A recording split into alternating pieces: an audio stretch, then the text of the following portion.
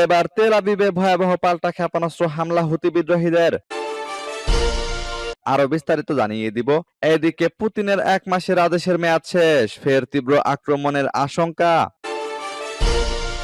এবার নিরস্ত্র করার আহ্বানে হিজবুল্লাহ সাড়া দেবে না, হুঁশিয়ারি নাঈম কাসেমের। এদিকে সেনা দিবসে যে বার্তা দিলেন ইরানি প্রেসিডেন্ট। আরো জানিয়ে দিব হামাসের প্রতি কৃতজ্ঞতা পুতিনের। এদিকে জোট সরকার থেকে বেরিয়ে যাওয়ার হুমকি দিলেন বিলওয়াল। ইয়েমেনে মার্কিন বিমান হামলায় নিহত বেড়ে 74 জনে। এবং সর্বশেষে জানিয়ে দিব এদিকে চীনের সঙ্গে বাণিজ্য যুদ্ধ বন্ধের ইঙ্গিত দিলেন ট্রাম্প। শুনছিলেন সংবাদ শিরোনাম, এখন বিস্তারিত। তবে তার আগে অনুরোধ থাকবে এই ভিডিওতে একটি লাইক দিন এবং কমেন্টস করে জানিয়ে দিন আপনি কোন জেলা থেকে বা কোথায় থেকে আমাদের সাথে যুক্ত রয়েছেন, এবং সংবাদের সর্বশেষ গুরুত্বপূর্ণ আপডেট পেতে চ্যানেলটি সাবস্ক্রাইব করে আমাদের সঙ্গেই থাকুন। এবার তেল আবিবে পাল্টা ক্ষেপণাস্ত্র হামলা হুতি বিদ্রোহীদের। মার্কিন বাহিনী ইয়েমেনের উপকূলীয় হুদাইদা শহরে বিমান হামলা চালানোর পর শুক্রবার পাল্টা হামলা চালিয়েছে দেশটির বিদ্রোহী গোষ্ঠী হুতি। ইসরায়েলের রাজধানী তেল আবিবের উপকণ্ঠে দখলকৃত জাফায় জুলফিকার নামে অত্যাধুনিক ব্যালিস্টিক মিসাইল দিয়ে হামলা চালিয়েছে হুতি যোদ্ধারা। শুক্রবার ইয়েমেনি সশস্ত্র বাহিনীর মুখপাত্র ব্রিগেডিয়ার জেনারেল ইয়াহিয়া সারি এক ঘোষণায় এ তথ্য জানায় খবর মেহের নিউজের। তিনি বলেন, এই হামলার লক্ষ্য ছিল ইসরায়েলের বেনগুরিয়ন বিমানবন্দরের আশেপাশের একটি সামরিক ঘাঁটি। ইয়েমেন এই ক্ষেপণাস্ত্র হামলা এমন এক সময় চালালো যার মাত্র কয়েক ঘন্টা আগে মার্কিন বাহিনী ইয়েমেনের উপকূলীয় হুদাইদা শহরের কয়েকটি বন্দরে বিমান হামলা চালায়। এতে কমপক্ষে ৮০ জন নিহত এবং ১৭১ জন আহত হয়েছেন। মূলত এই হামলার জবাবেই ইয়েমেনি বাহিনী একটি সমন্বিত সামরিক অভিযান চালানোর ঘোষণা দেয়। ইয়াহিয়া সারি বলেন, আমরা একটি সম্মিলিত সামরিক অভিযান পরিচালনা করেছি, যেখানে আমরা যুক্তরাষ্ট্রের 2টি বিমানবাহী রণতরী ট্রুম্যান ও ভিনসনকে লক্ষ্য করে হামলা চালিয়েছি। এছাড়া ইয়েমেনি প্রতিরক্ষা বিভাগ সানা প্রদেশে একটি মার্কিন MQ-9 ড্রোন গুলি করে ভূপাতিত করার কথা জানিয়েছে।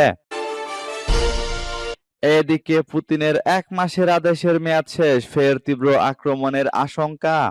রাশিয়ার প্রেসিডেন্ট ভ্লাদিমির পুতিন ইউক্রেনে জ্বালানি অবকাঠামোতে হামলা না করার যে 30 দিনের আদেশ দিয়েছিলেন তা শুক্রবার আনুষ্ঠানিকভাবে শেষ হয়েছে বলে জানিয়েছে ক্রেমলিন।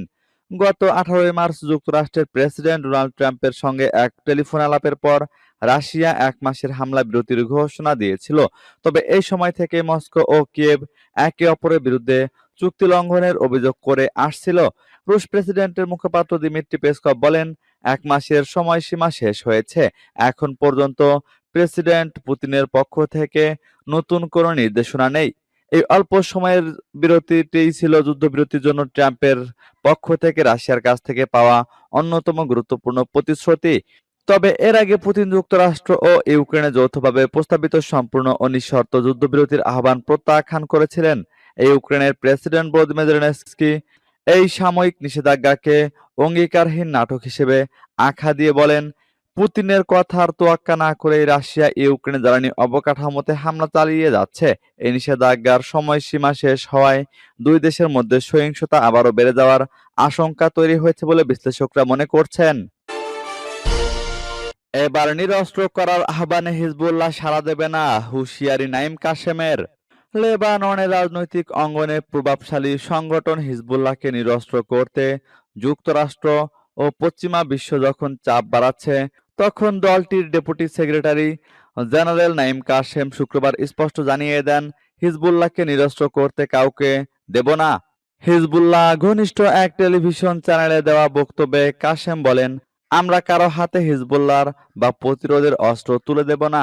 নিরস্ত্রীকরণ শব্দটাই আমাদের অভিধান থেকে বাদ দিতে হবে। এর আগে গাজা থেকে যুদ্ধকে কেন্দ্র করে ইসরায়েলের সঙ্গে বছরেরও বেশি সময় ধরে চলা সংঘাতে হিজবুল্লাহ ব্যাপক ক্ষতির সম্মুখীন হয়। ইসরায়েলি হামলায় নিহত হন সংগঠনের দীর্ঘদিনের নেতা হাসান নাসরুল্লাহ। তার স্থলাভিষিক্ত হয়েছেন নাঈম কাসেম। হিজবুল্লাহর আরেক শীর্ষ নেতা ওয়াফিক সাফা শুক্রবার বলেন, ইসরায়েল দক্ষিণ লেবানন থেকে পুরোপুরি প্রত্যাহার না করা পর্যন্ত অস্ত্র হস্তান্তর নিয়ে আলোচনা হবে না। আল নূর রেডিওতে দেওয়া এক সাক্ষাৎকারে তিনি বলেন, নিরস্ত্রীকরণের কোনো প্রশ্নই আসে না। প্রেসিডেন্ট জোসেফ আউনের অভিষেক ভাষণে যেটি বলা হয়েছে তা আসল একটি প্রতিরক্ষামূলক কৌশল। এদিকে সেনা দিবসে যে বার্তা দিলেন ইরানি প্রেসিডেন্ট। জাতীয় সেনা দিবস উদযাপন করছে ইরান। দেশটির প্রেসিডেন্ট মাসুদ পেজেশকিয়ান ইরানের সশস্ত্র বাহিনীর শক্তি ও প্রস্তুতির পাশাপাশি তাদের প্রতিরক্ষা সক্ষমতায় স্বয়ংসম্পূর্ণতা অর্জন করার বিষয়ে প্রশংসা করেছেন। শুক্রবার পেজেশকিয়ান উচ্চপদস্থ কর্মকর্তাদের সাথে তেহরানে একটি সামরিক কুচকাওয়াজে অংশ নেন। অনুষ্ঠানের ভাষণে পেজেশকিয়ান ইরান এবং সমগ্র অঞ্চলে শান্তি ও নিরাপত্তা অর্জনে সেনাবাহিনীর ভূমিকার প্রশংসা করেন। ইরানের প্রেসিডেন্ট বলেছেন, একটি শক্তিশালী এবং প্রস্তুত সেনাবাহিনীর উপস্থিতির মাধ্যমে সমাজের নিরাপত্তা ও শান্তি রক্ষা করা সম্ভব। যদি এই আশীর্বাদ পুরনো শক্তি সমাজে না থাকতো, তাহলে আমাদের সমাজ থেকে নিরাপত্তা অদৃশ্য হয়ে যেত। পেজেশকিয়ান আরো বলেন, একটি শক্তিশালী এবং প্রস্তুত সেনাবাহিনীর অস্তিত্ব ইরানকে এই অঞ্চলে যোগাযোগ, শান্তি ও প্রশান্তি প্রতিষ্ঠায় শক্তিশালীভাবে বাস্তবায়ন করতে সক্ষম করেছে। পেজেশকিয়ান নিশ্চিত করেছেন, ইরান এই অঞ্চলে একটি অসংবাদিত শক্তি হয়ে উঠেছে। দেশটির সেনাবাহিনী এবং নিরাপত্তা বাহিনীকে এজন্য ধন্যবাদও দিয়েছেন তিনি। এবার হামাসের প্রতি কৃতজ্ঞতা পুতিনের। হামাসের প্রতি কৃতজ্ঞতা প্রকাশ করলেন রুশ প্রেসিডেন্ট ভ্লাদিমির পুতিন। সেই সাথে প্রশংসাও করেন ফিলিস্তিনি এ সংগঠনটির নেতৃত্বের। হামাসের জিম্মিদশা থেকে মুক্তি পাওয়া 3 জন রুশ নাগরিকের সাথে বুধবার ক্রেমলিনে সাক্ষাৎ করেন পুতিন। সেখানেই তিনি কৃতজ্ঞতা প্রকাশ করেন। তুরস্কের আনাদোলু এজেন্সি নিশ্চিত করেছে এ খবর। এ সময় ফিলিস্তিনের জনগণ আর কর্তৃপক্ষের সাথে মস্কোর দীর্ঘদিনের সুসম্পর্কের কথা উল্লেখ করেন রুশ প্রেসিডেন্ট। তবে গাজায় চলমান ইসরায়েলি আগ্রাসন নিয়ে কোনো মন্তব্য করেননি তিনি। পুতিন বলেন, এই মুহূর্তে রাজনৈতিক কোনো ব্যাখ্যায় যেতে চায় না। যা হয়েছে তা খুবই দুর্ভাগ্যজনক। তবে আমরা যে আজ মুক্ত তার পেছনে রয়েছে ফিলিস্তিনি জনগণ, প্রতিনিধি ও বিভিন্ন সংগঠনের সাথে রাশিয়ার দীর্ঘদিনের স্থিতিশীল সম্পর্ক। 2023 সালে ইসরায়েলে হামাসের নজিরবিহীন অভিযানের সময় সীমান্তবর্তী এলাকা থেকে বন্দী হন রুশ নাগরিক আলেক্সান্দার ক্রোফানভ, তার মা এলেনা ক্রোফানভ ও বাগদত্তা সাপির কোহেন। সেই বছরের নভেম্বরে প্রথম দফা যুদ্ধবিরতির জেরে মুক্ত হন এলেনা ও সাপির। চলতি বছর ফেব্রুয়ারিতে ছাড়া পান আলেকসান্দার। এদিকে জোট সরকার থেকে বেরিয়ে যাওয়ার হুমকি দিলেন বিলওয়াল। ক্ষমতাসীন পাকিস্তান মুসলিম লীগ নওয়াজ নেতৃত্বাধীন সরকারকে রীতিমতো হুমকি দিলেন পাকিস্তান পিপুলস পার্টির চেয়ারম্যান বিলওয়াল ভুট্টো। শুক্রবার সিন্ধু নদের উপর নতুন খাল খনন ইস্যুতে সিন্ধুর সঙ্গে সংঘর্ষের পথে না যাওয়ার জন্য এ হুমকি দেন তিনি।